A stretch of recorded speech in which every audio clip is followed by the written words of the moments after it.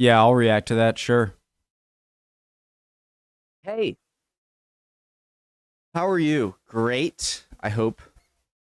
Preemptive like Tom Scott video about words. Yes. This came out today, so I will not be posting this reaction today. But I will do so tomorrow or the next day. Hope you're all doing well. Let's go. The most common words that languages borrow from each other are nouns, words for things. Probably, since it's fairly straightforward, to point at an object, say the word for it, and have the other person understand that's what you're talking about. Yep. Things like fire or chicken are easier concepts to communicate than, say, awesome or the, and probably more immediately useful for trade and the basics of living. Also, there are so many things that humans give different names to. So if you go through a list of loanwords into a particular language, do you guys think that's how words started? Like hieroglyphs? Or just like you draw like a piece of wheat to say like I'm trading like wheat, and then like, because hieroglyphs aren't words, right? They're just pictures of words. Or I'm confusing myself. I don't. Forget it. Probably more immediately useful for trade and the basics of living. Also, there are so many things that humans give different names to. So if you go through a list of loanwords into a particular language, lots of them will be creatures and objects that speakers of that language would never have encountered at home. That's the first of the two main ways that words get moved between languages, as loanwords. Through most of history, people would go to a new place, ask what the name of a local thing is, get a response, and then start calling the thing that name. Sometimes, though, the word they were given wasn't a name so much as a description of what the thing was, or a category. We don't know the exact derivation, but some North American languages use a word like pacan for any hard nut, but it became the English word for the pecan nut, or pecan nut. The Arabic word Sahara for deserts became the English word specifically for the Sahara Desert, so the desert, which keeps happening. Matcha tea is powdered tea. The La Brea tar pits in Los Angeles are the tar pits. Timor-Leste is the east. There's even the Milky Way galaxy. Galaxy comes from the ancient Greek gala, meaning milk, presumably because it looks like milk spilled across the sky. The Milky Way Milk Way? There's a lot of these. And that's if the translation stays intact. There's a Tupi word, mboke, which describes a way of cooking meat over a fire that was borrowed into French as boucan. Someone who used that method of cooking meat because they were, say, on a long voyage was therefore a boucanier, or in English, a buccaneer.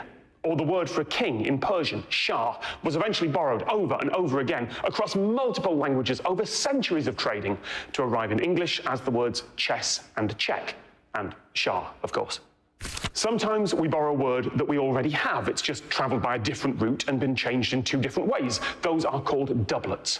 Grain and corn both come from the same Proto-Indo-European root, one directly inherited through English's Germanic roots and one through Romance languages. Ward and guard both come from French at different times. And anime, ward and guard, both come from French at different times, and anime comes from Japan, which borrowed animation from English. Often, when a word's being borrowed, the grammar I get it. doesn't quite work out. The new language. Often, when a word's One being... of the strange things is when a name is like translated to mean like one who carries water. You know, but that was a weird example, but I think it gets my point across. And it sounds so like you're literally calling someone, oh, hey, here comes one who carries water. But really, it lost in translation. I think I made enough sense there. Maybe. Okay. Borrowed, you know what I mean? The grammar doesn't quite information from English.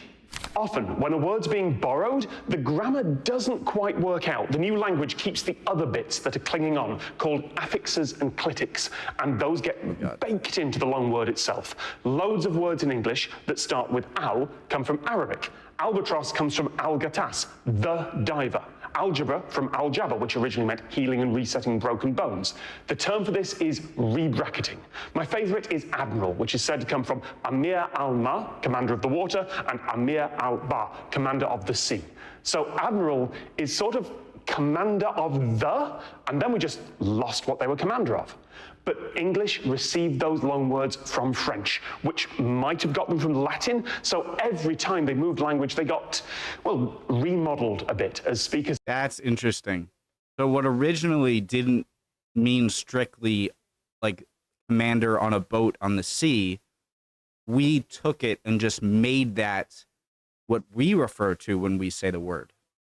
I'm learning, and it's interesting. Adapted them to sound. They moved language, they got, well, remodeled a bit as speakers adapted them to sound local. Because of course we do. If I suddenly go all Spanish mid-sentence for something like Puerto Rico, I either sound pretentious or... Yeah, I hate that. I hate that.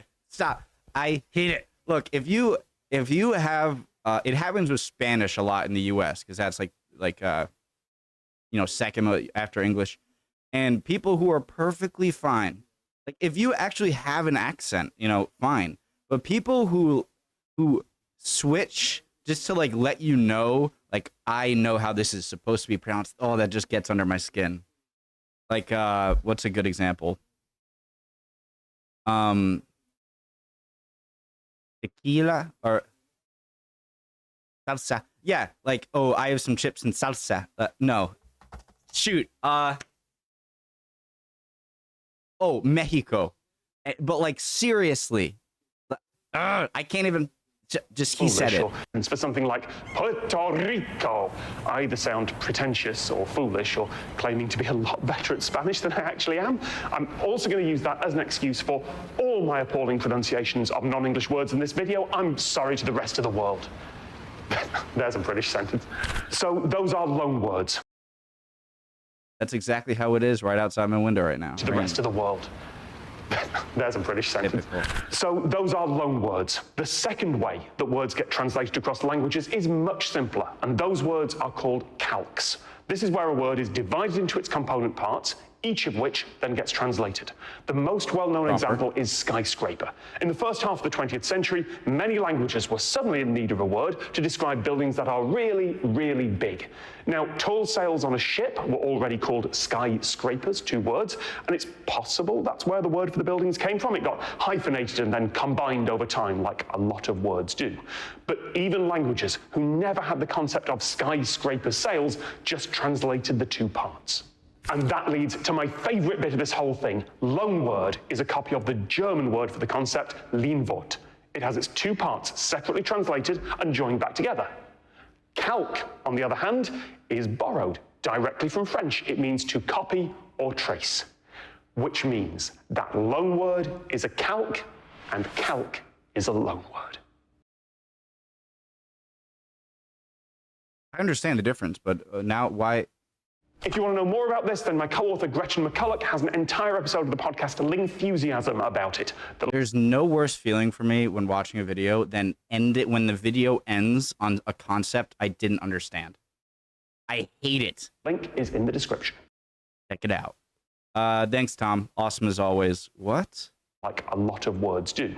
I understand the calque is like you're putting in like an effort to scientifically or to logically be like as accurate to what the original word meant, dissect it, find out what it is. Even languages who never had the concept of skyscraper sails just translated the 2 parts.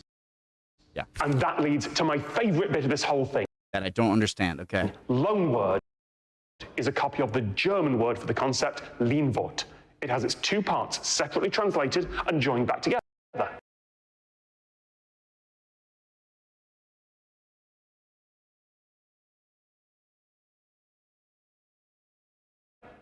Calque. Loan word is a calque. On the other hand, is borrowed directly from French. It means to copy or trace. Okay, so calque is a loan word. And loan word is a calque. I get it. I actually get it. I'm not just saying I get it to end the video, okay?